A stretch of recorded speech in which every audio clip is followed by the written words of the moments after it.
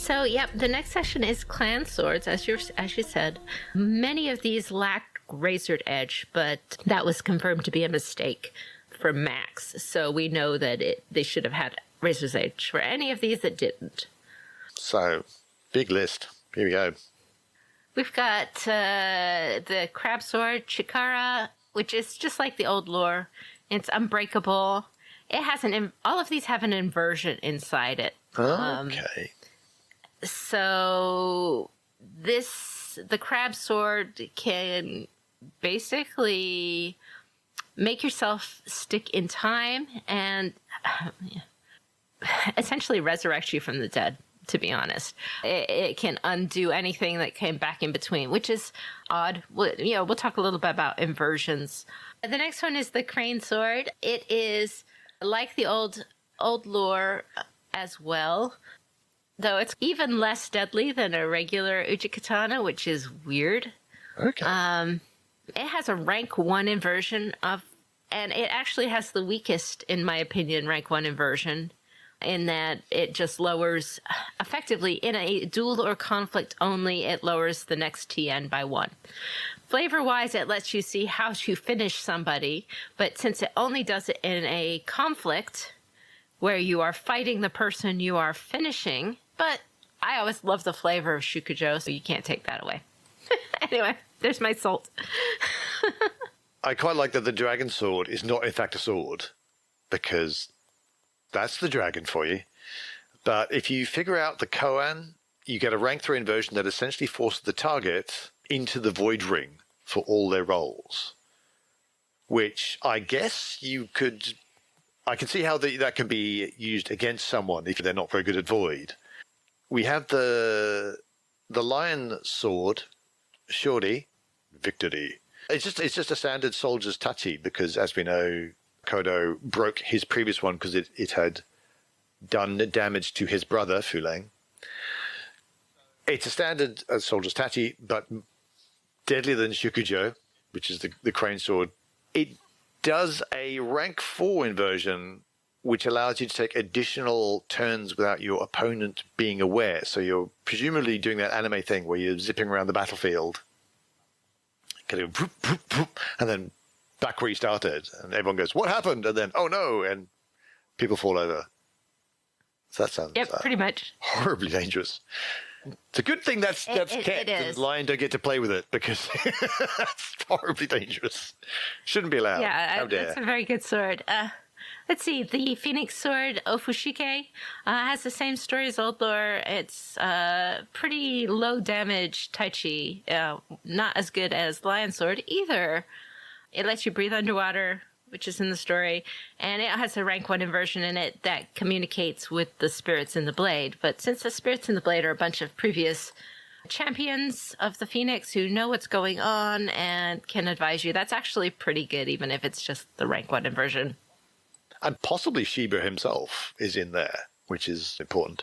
Breathing underwater may sound a little random.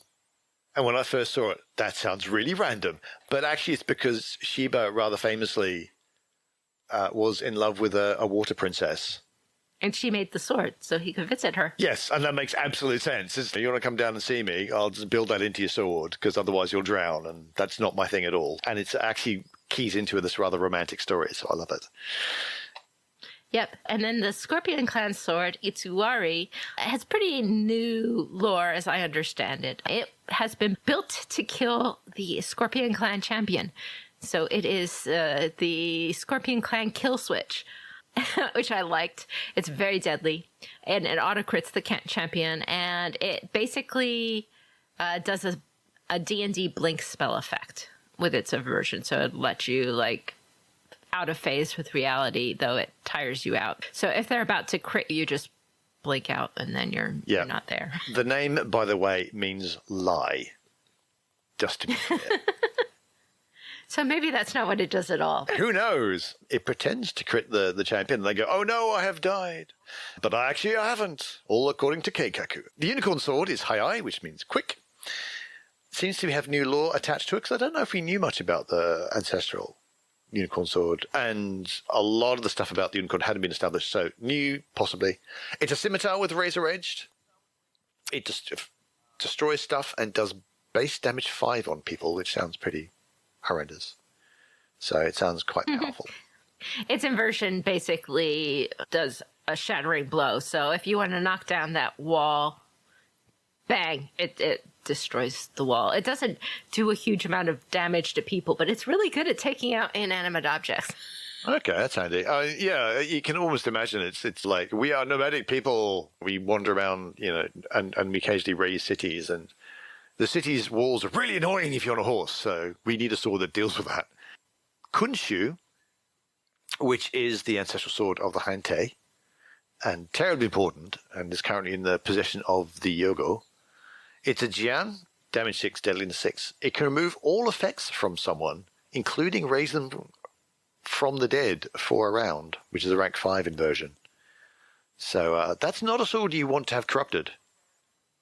No, it can undead someone for a round. So that is pretty neat. And there was one sword which is also in the list, but you're probably not going to get your hands on it, because this is Kiro, which is the lost sword of Shinjo, and it's somewhere in the Shadowlands.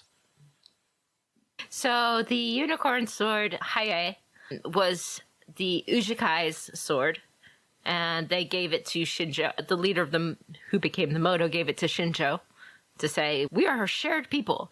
And Shinjo gave the Ujikai leader, the Moto, Kiro. And that was passed down through all the family in the Moto line for generations, and then the Moto decided to go charging off into Shadowlands to go fight Fulang. And that went so terribly well. So that's the new lore on those swords.